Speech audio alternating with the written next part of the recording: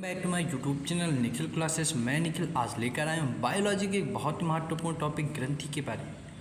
आज हम ये सीखेंगे कि ग्रंथि क्या होता है, ग्रंथि के क्या काम होते हैं, हार्मोन क्या होते हैं, एंजाइम क्या होते हैं, ये कहाँ बहते हैं, आखिर में शरीर की सबसे बड़ी ग्रंथि क्या है, आंसू का निर्माण कैसे होता है, पसीने का निर्माण कौन सी ग्रंथि करती है, आखिर में हमारे शरीर में सीबम क्या होता है। आज हम इन सब के बारे में देखेंगे। तो चलिए स्टार्ट करते हैं। आज ये वीडियो का फर्स्ट पार्ट है।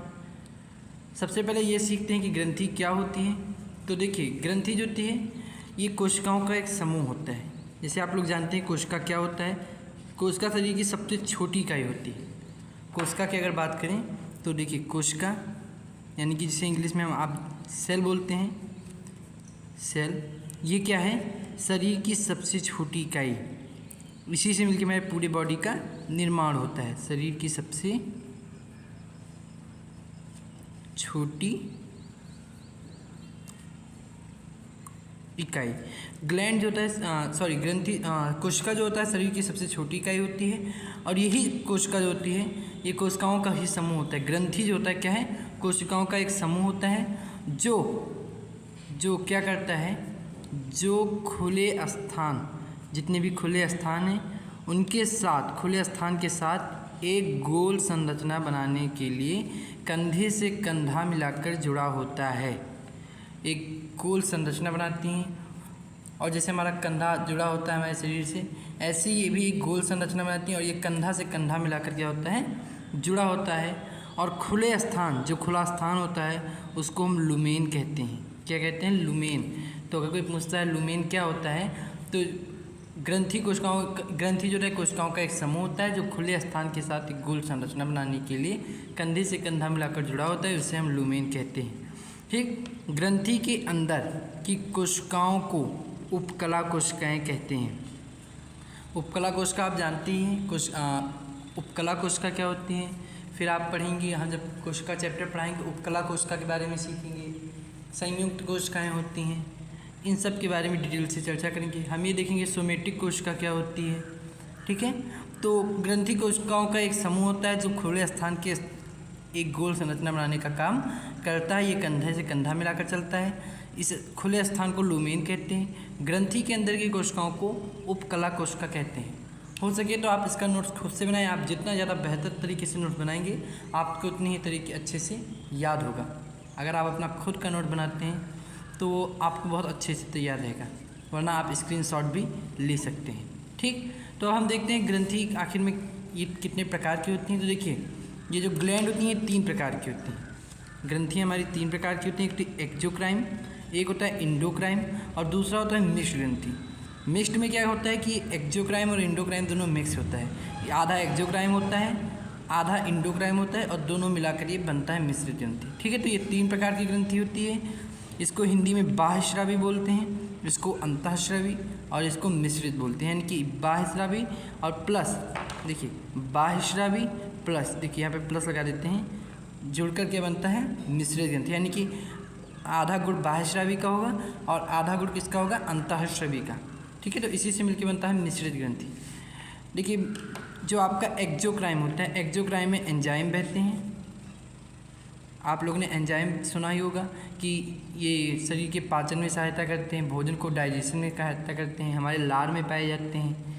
ठीक है, और हार्मोन जो होते हैं ये इंडोक्राइन होते हैं। ये एंजाइम जो होता है नली के संपर्क में रहता है, यानी कि ड्यूट के संपर्क में रहता है। इसको बहने के लिए एक नली की आवश्यकता पड़ती है, इसे ब्लड के संपर्क में नहीं रहता। जबकि जो जितना भी हार्मोन पाया जाता है ये ब्लड के संपर्क में रहता है, नली के संपर्क में नहीं रहता। और ये जो मिक्स्ड होता है ये नली के संपर्क में भी रहता है प्लस ब्लड के भी संपर्क में रहता है। दोनों का होता है, आधा आधा गुण दोनों में होता है। ठीक है, इसमें एक्जोक्राइन में आपके एंजाइम बहते हैं। अगर बाह्यस्रावी ग्रंथि की बात की तो इसमें एंजाइम होता है और ये नली के संपर्क में रहता है। जबकि इसका उल्टा इंडोक्राइन, ये इसे अंतःस्रावी कहते हैं, इनमें हार्मोन बहता है और ये नली के संपर्क में नहीं रहता, ये ब्लड के संपर्क में रहता है। जबकि मिश्रित ग्रंथि में क्या होता है, ये दोनों होते हैं। तो आज हम एक्जोक्राइन के बारे में बात करेंगे और इंडोक्राइन के बारे में हम नेक्स्ट वीडियो देखेंगे। इसमें हम मिक्स्ड और इंडोक्राइन दोनों की चर्चा उसी वीडियो में कर लेंगे। तो आज एक्जोक्राइन के बारे में बात करेंगे, यानी कि बाह्यस्रावी ग्रंथि क्या होती है। इसमें एंजाइम, जितनी भी ग्रंथि की बात करेंगे सब में एंजाइम ही होगा और ये हमेशा नली के संपर्क में रहेगा, अर्थात इसमें एक पाइप नुमा एक संरचना होगी, उसी के माध्यम से ये बहेगा। ठीक है। हार्मोन आप लोग जानते हैं, जैसे कि थायरॉक्सिन हार्मोन हो गया और सोमेटोट्रोपिक हार्मोन हो गया, ये सब जो वृद्धि नियंत्रण के लिए सहायक होते हैं। थायरॉक्सिन जो होता है जिससे आपको घेंघा रोग हो जाता है, हम इसकी चर्चा पार्ट 2 वीडियो में कर देंगे। ठीक है। आज हम एंजाइम के बारे में सीख लेते हैं कि आखिर में एंजाइम क्या होता है, ये हमारे शरीर में क्या निर्माण कार्य करता है, ये डाइजेशन में कैसे सहायता करता है। चलिए स्टार्ट करते हैं। एक्सोक्राइन ग्लैंड जो होता है, सबसे पहले एक ग्लैंड होता है जिन्हें हम इंग्लिश में बोलते हैं शेरुमन ग्लैंड। शेरुमन ग्लैंड क्या होता है, कान में पाया जाता है। ये कहाँ पाया जाता है, कान में। ये कान में पाया जाता है, ये मोम का निर्माण करता है। आप लोग देखेंगे कि कभी भी कान में आप देखेंगे छोटे छोटे मोम जैसे जम जाते हैं, ऐसे आप मोम देखते हैं मोमबत्ती, उसी प्रकार से ये मोम जाते हैं छोटे छोटे। जब आप इसे हाथों से रगड़ते हैं तो वो मैले मैले दिखाई पड़ते हैं, आपको इकट्ठा हो जाते हैं, आप उसको बाहर निकाल कर फेंक देते हैं। तो ये मोम का निर्माण कौन करता है, शेरुमन ग्लैंड करता है, ये कान में पाया जाता है। दूसरा होता है लेक्राइमल ग्लैंड। ये लेक्राइमल ग्लैंड जो होता है आँख में पाया जाता है हमारे। ये आंसू का निर्माण करता है, यानी कि जो टीयर होते हैं आंसू का निर्माण ये करता है। और आंसू का जो निर्माण करता है ये हमारे शरीर में केवल रोने के लिए नहीं, बल्कि ये हमारे शरीर को फ़ायदा भी करती है। जब तक आँख गीला नहीं होगा हमारा शरीर नुकसानदेह। जैसे आप मान लीजिए आपकी आँख में आंसू नहीं है, तो अगर आपकी आँखें भीगी नहीं होगी तो क्या होगा, आपको आँखों से संबंधित कई ढेर सारी बीमारियां हो जाएंगी। तो आँखों में आंसू होना बहुत ज़रूरी है। ठीक है।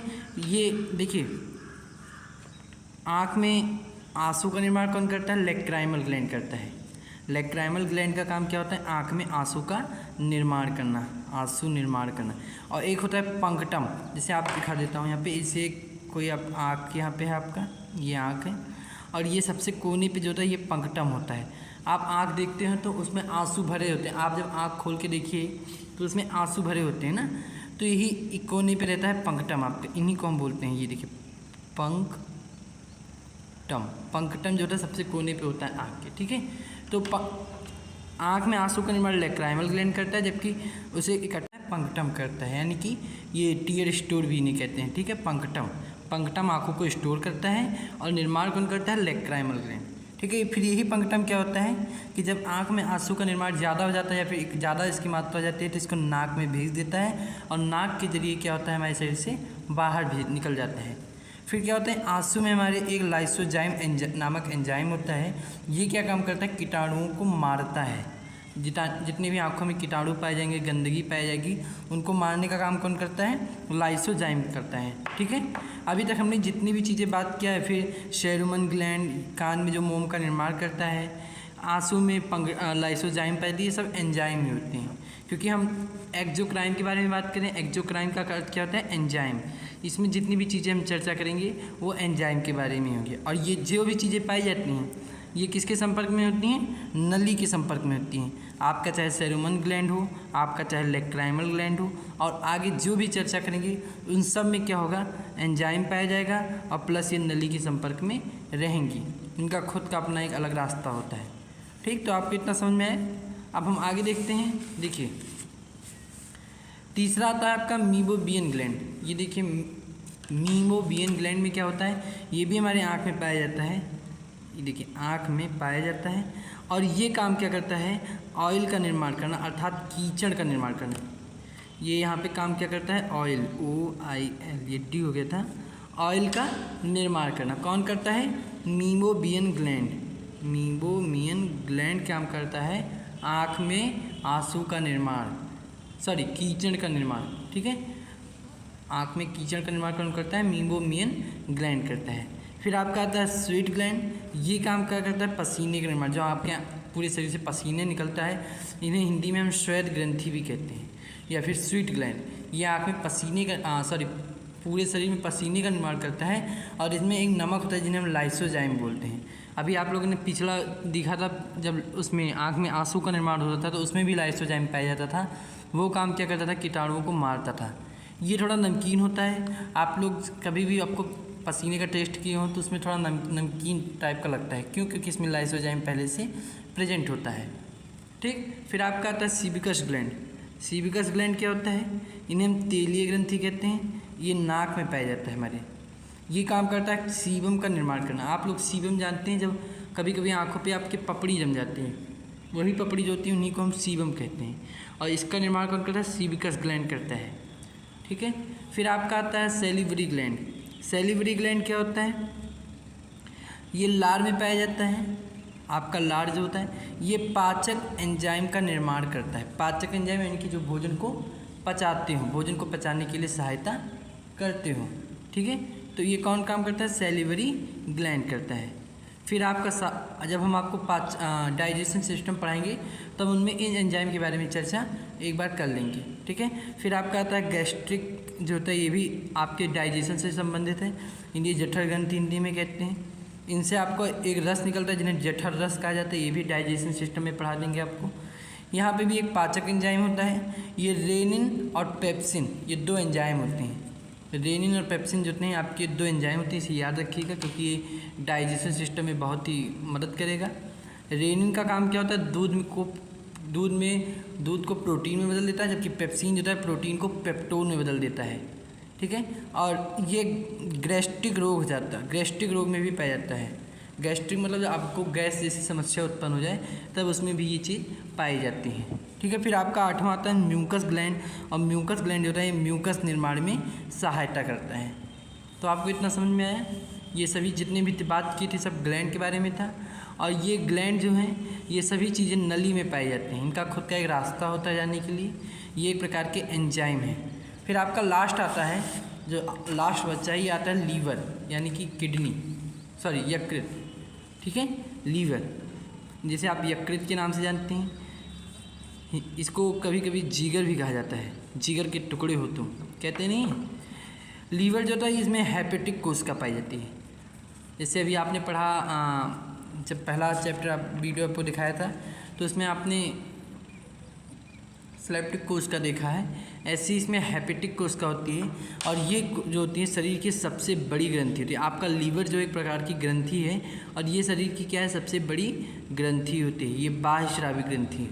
अगर कोई पूछता है शरीर की सबसे बड़ी ग्रंथि क्या है या फिर शरीर की सबसे बड़ी बाह्यस्रावी ग्रंथि क्या है, तो क्या बताओगे? यकृत बताओगे, लीवर, ठीक है।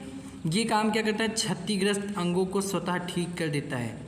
जी हाँ, क्षतिग्रस्त अंग यानी कि जैसे आपका लीवर है, लीवर कहीं से कट पिट गया, जैसे आप स्क्रीन पे जो देख रहे हैं ये लीवर कहीं अगर कट पिट गया तो ये क्या काम करेगा? ऑटोमेटिकली रूप से 1 से 2 हफ्ते में अपने आप ठीक हो जाएगा।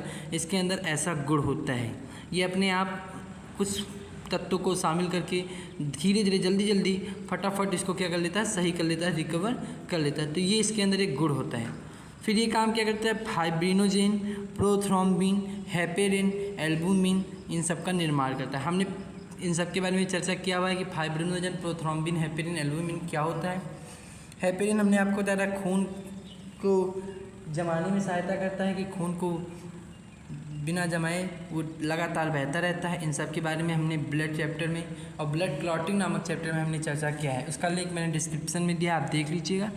तो ये काम करता है फाइब्रिनोजेन, प्रोथ्रोम्बिन, हेपेरिन और एल्बुमिन का निर्माण का कार्य करता है, ठीक। फिर इनमें एक होता है विली वार्डिंग। विली वार्डिंग जो होता है इसी के कारण पित्त का रंग हरा होता है। विली वार्डिंग के कारण क्या होता है? पित्त का रंग हरा होता है।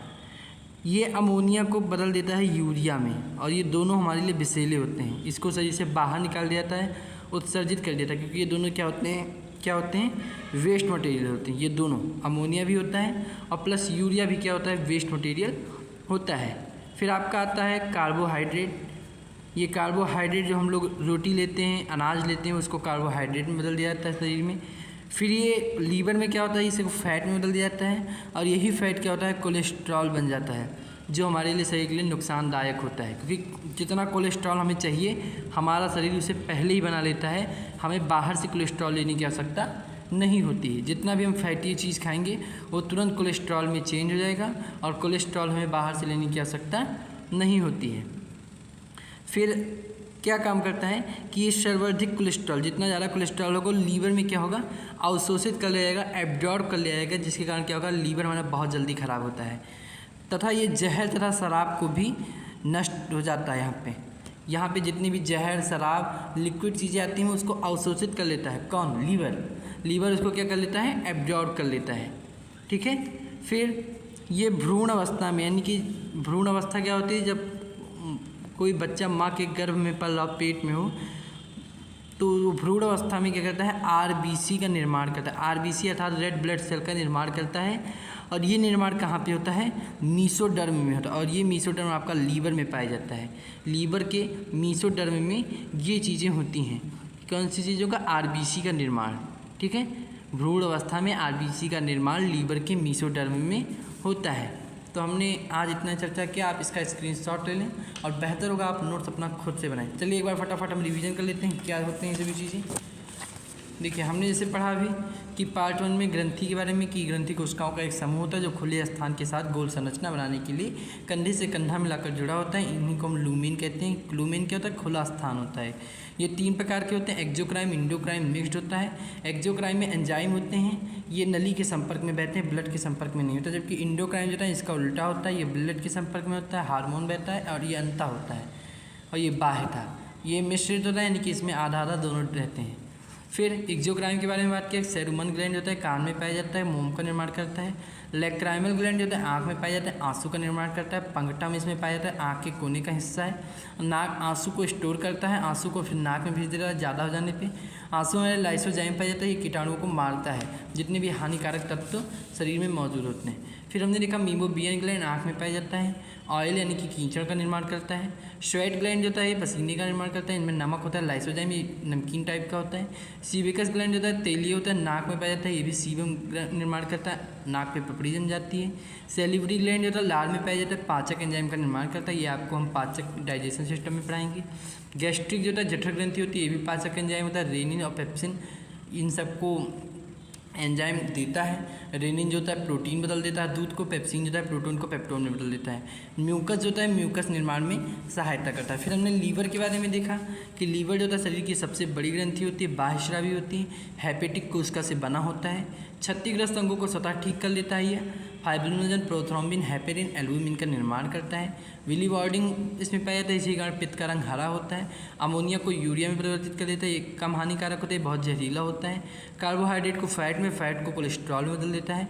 कोलेस्ट्रॉल की हमें आवश्यकता नहीं पड़ती क्योंकि हमारे शरीर जितना चाहता है उसे बना लेता है और इसकी हमें आवश्यकता बाहर से नहीं पड़ती। सर्वाधिक कोलेस्ट्रॉल को लीवर में भेज दिया जाता है, लीवर उसे अवशोषित कर लेता है, जिसके कारण लीवर जल्दी खराब हो जाता है। जहर जरा शराब में यह नष्ट हो जाता है, जहर और शराब को भी एब्जॉर्ब कर लेता है। भ्रूण अवस्था में यानी कि जब बच्चा माँ के पेट में होता है तो उस समय आरबीसी का निर्माण लीवर के मीसोडर्म में होता है, रेड ब्लड कार्पल्स। ठीक है, हमने इतनी चर्चा की। हम नेक्स्ट पार्ट में देखेंगे इंडोक्राइम क्या होता है, दूसरा इंडोक्राइम प्लस हम इसमें हम हो सकेगा तो मिक्स्ड की भी बात कर लेंगे, मिक्स्ड ग्लैंड के बारे में भी। ठीक है, ये इसमें हम हाइपोथैलेमस पढ़ेंगे, ये सीखेंगे कि नींद का कारण क्या होता है, नींद क्यों आती है। जनन हार्मोन के बारे में पढ़ेंगे, वृद्धि नियंत्रण के बारे में पढ़ेंगे कि वृद्धि नियंत्रण के लिए कौन सा हार्मोन सहायक है। अभी तक हमने जितना भी चर्चा किया सब एंजाइम था। नेक्स्ट वीडियो जो आएगा वो हार्मोन के ऊपर रहेगा। ये वृद्धि नियंत्रण में कौन सा हार्मोन सहायक है, दूध का निर्माण करने में कौन सा हार्मोन सहायक है, ये आपका पार्ट 2 होगा, आप इसे ज़रूर देखिएगा और हो सके तो इसका नोट्स आप खुद बनाइए। तब तक के लिए पढ़ाई करते रहिए। All the very best, thank you.